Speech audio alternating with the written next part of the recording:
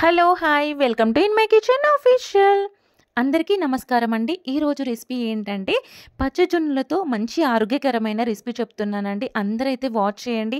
అలాగే మీరు కూడా చూడండి. ఇందులో అయితే 2 రకాల జొన్నలు ఉంటాయండి. గుర్తుపెట్టుకోండి. ఒకటి తెల్ల జొన్నలు ఉంటుంది. ఒకటేమో పచ్చజొన్నలు ఉంటుంది.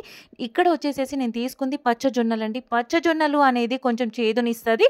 అవి హెల్త్‌కి మంచిదన్నమాట. తెల్ల జొన్నలైతే అస్సలు కాదండి.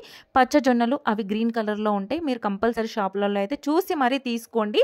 కొంతమందైతే కలర్ వేసి కూడా సేల్ చేస్తా ఉంటారంట. నాకైతే తెలియదు యాక్చువల్లీ. మనం ఒకటి నోట్లో వేసుకోగానే చేదొస్తే అవి పచ్చజొన్నలే. కలర్ కూడా కొంచెం గ్రీన్ షేడ్‌లో ఉంటదండి. నేనైతే ఇక్కడ 2 కేజీ తీసేసుకొని డస్ట్ ఏం లేకుండా చేసేసుకొని మంచిగా మర పట్టించుకున్న పిండి పక్కన పెట్టేసేసుకున్నానండి. ఇప్పుడు స్టవ్ ఆన్ చేసేసుకొని 2 కప్స్ ఆఫ్ వాటర్ తీసేసుకున్నాను. తీసేసుకొని దాంట్లోకి చిటికెడు సాల్ట్ అనేది యాడ్ చేసేసుకున్నాను. అలాగే నేనిక్కడ ఆవు నెయ్యి ఉంటుంది కదా! ఆవు నెయ్యి కూడా ఒక టేబుల్ స్పూన్ వేసుకున్నానండి. ఎందుకంటే ఈ పచ్చజొన్న పిండి ఏంటంటే కొంచెం చేదునిస్తది కాబట్టి పిల్లలు తొందరగా తినరు. ఈజీగా తినరన్నమాట. కొంచెం టేస్ట్ తక్కువ ఉంటుంది కాబట్టి అందుకే ఈ నెయ్యి వేసుకోవడం వల్ల ఏంటంటే చేదుతనం అనేది కొంచెం పోతుంది కాబట్టి నెయ్యి అయితే కంపల్సరీ వేసుకోండి. వేసుకున్న తర్వాత నేనిక్కడ టేబుల్ అండ్ హాఫ్ అంటే ఒక టేబుల్ అండ్ హాఫ్ ఈ పచ్చజొన్న పౌడర్‌ని తీసుకొని ఒక కప్‌లో వాటర్ తీసేసుకొని ఎక్కడ ఉండలు కట్టకుండా ఇలా స్మూత్‌గా వచ్చేటట్టుగా కలిపేసుకున్నాననమాట. ఇలా కలుపుకున్న తర్వాత ఇప్పుడు నేను స్టవ్ దగ్గర ఉన్న వాటరును, నెయ్యి, ఉప్పు యాడ్ చేసేసుకున్నాను కదండీ! ఇవి కొంచెం హీట్ అవ్వగానే ఇప్పుడు నేను కలిపి పెట్టేసుకున్న ఈ పచ్చజొన్న వాటర్‌ని కూడా ఇందులో వేసుకున్నాను. ఇదైతే ఈ వాటరు మామూలుగా ఇంట్లో ఉండే వాటర్ అండి. రూమ్ టెంపరేచర్ వాటర్ అనమాట.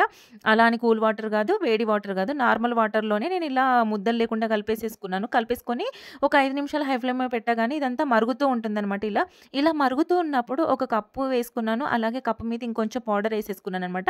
వేసేసుకొని నాకు ఇక్కడ వచ్చేసేసి 3 ముద్దలు రావాలి అని చెప్పేసి నాకు సరిపోయే క్వాంటిటీ ప్రకారంగా నేను తీసేసుకున్నానండి.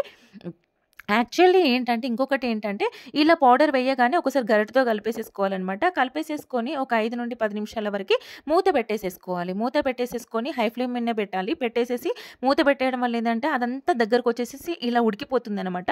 పచ్చజొన్నలనేది ఏంటంటే కొంచెం హార్డ్‌గా ఉంటాయి కాబట్టి కొంచెం ఎక్కువ సేపు ఉడికితే కమ్మదనాన్ని ఇస్తుందండి. అదే రాగి సంగటి అయితేనైతే ఎక్కువ సేపు ఉండాల్సిన అవసరం లేదు. దీనికి కొంచెం వాటర్ క్వాంటిటీ కొంచెం ఎక్కువ తీసేసుకోవచ్చనమాట. ఒక చిన్న గ్లాస్ నిండా ఎక్కువ తీసుకుంటే సరిపోతుంది. ఇప్పుడు నేను మూత తీసానంటే తీసేసరికి ఇదంతా దగ్గరకొచ్చేసింది. కాపోతే పక్కనే ఉండాలండి. మాడిపోయే ఛాన్సెస్ ఉంటాయి కాబట్టి. నాకైతే ఇక్కడ పప్పు దువ్వ ఉంటుంది గదా! పప్పు దువ్వ, పప్పు గలిపే గరిట అంటారు గదా! దీన్ని చెక్కది. దీన్ని ఒకదాన్ని ఇలా తీసేసుకొని ఎక్కడ ఉండలు లేకుండా మంచిగా కలిపేసుకున్నాను.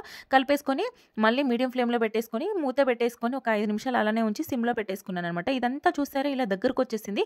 ఇప్పుడు మూత తీసాననమాట. మూత తీసేసరికి నాకు ఇంకొంచెం ఏంటంటే అక్కడక్కడ ఏమన్నా ఉండలుంటాయేమో అని అనిపించి అదేమన్నా స్మూత్‌నెస్ అనేది రాలేదు చూసారా? ఇది ఇంకా స్మూత్‌నెస్ రావాలి అని అనుకుంటే ఏంటంటే, మనం స్టవ్ మీద అసలు కలపలేమండి. అందుకని స్టవ్ ఆఫ్ చేసేసుకొని ఇప్పుడు ఇది చాలా వేడిగుంది. వేడిగున్నా పర్లేదు కొంచెం క్లాత్ గానీ, ఏదన్నా పట్టేసుకొని గట్టిగా ఒక గరిటె తీసేసుకొని, ఆ గరిటెతో మంచిగా స్మూత్‌గా ఇప్పుడు నేను వీడియోలో చూపించిన విధంగా టక టక టక టక అంటూ ఉండాలనమాట. వేడి చల్లారకూడదు. అసలు వేడి మీద ఉండంగానే ఇలా స్మూత్‌నెస్ వచ్చేటట్టుగా ఇలా కలుపుతూ ఉండాలి. ఇంకెక్కడన్నా మనం మిస్ చేసేసుకున్నామనుకో, ఉండేమన్నా మిస్ చేసినా గానీ, ఎందుకంటే అది కూడా వైట్‌గా వచ్చేసి అందులో కుక్ అయిపోయి ఉంటది కాబట్టి అదేం బావుంటదండి. అందులో కలిసిపోతది. ఇట్లా స్మూత్‌గా అయితే రావాలి కంపల్సరీ. కొంచెం కష్టపడాలండి కంపల్సరీ. ఇలా వచ్చిన తర్వాత నేను ఒక చిన్న ప్లేట్ తీసుకొని, ఆ ప్లేట్‌కి అంటకుండా ఉండడానికి కొంచెం నెయ్యి రాసేసుకొని, ఆ ప్లేట్‌లో ఒక గరిటె వేసుకొని, అలాగే నా చేతికి గూడా కొంచెం నెయ్యి అనేది అప్లై చేసేసుకున్నాను. చేసేసుకొని ఇలా రౌండ్‌గా తిప్పేసుకోవాలనమాట. అంటే మనం రాగి ముద్దలు ఎలా చేసుకుంటామో అలా చేసేసుకోవాలనమాట. కాపోతే ఏంటంటే రాగి ముద్దకేమో కొంచెం వాటర్ క్వాంటిటీ తక్కువ పడుతుంది. దీనికి వాటర్ క్వాంటిటీ ఎక్కువ పడుతుంది. కానీ ఇక మొత్తం సేమ్ టు సేమ్ చేసేసుకోవచ్చు. టేస్ట్ మాత్రం చాలా బావుంటుందండి. ఇలా చేసుకున్న తర్వాత చేదుదనం కూడా ఏమి రాలేదు. చాలా బావుంటుంది. ఇంక నేనైతే ఒక 8 మంత్స్, 1 ఇయర్ అవుతుందండి దగ్గర దగ్గర చేసుకోక. రియల్‌గా చెప్పాలంటే మీకు యూట్యూబ్‌లో నేను మీ అందరికీ చూపించడానికి నా హెల్త్‌ని నేను కాపాడుకుంటున్నా అనమాట. మీకోసం నా హెల్త్‌ని కాపాడుకుంటున్నా. మీకోసం చూపియడమే కాదండి నా ఆరోగ్యాన్ని కూడా నేను కాపాడుకున్న దాన్నయినా. నేనే తింటాను కాబట్టి అసలు రియల్ చెప్పాలంటే ఇవైతే బంగారం ముద్దలని పిలుచుకోవచ్చు. పచ్చజొన్న కాదండి. బంగారం ముద్దలని చెప్పుకోవచ్చనమాట.